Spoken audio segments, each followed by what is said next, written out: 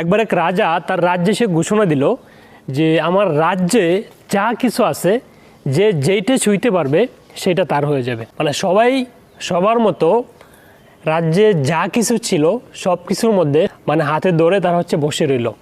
তো যে যেটা ছুঁইছে সেটা তার হয়ে গেছে।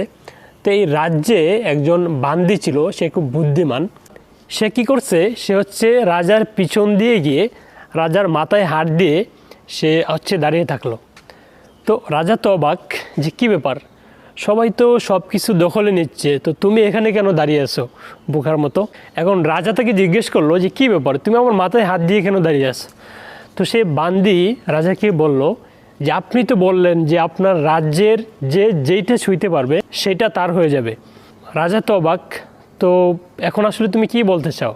তো বান্দি বলল যে আমি আপনার মাথায় হাত রাখলাম মানে আপনি আমার হয়ে গেছেন।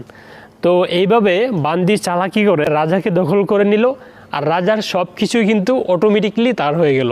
তো একইভাবে এই দুনিয়ার পিছনে আমরা না ছুটে আমরা যদি আমাদের সৃষ্টিকর্তাকে হাত করতে পারি তাহলে কিন্তু এই পুরো পৃথিবীটাই আমাদের হয়ে যাবে।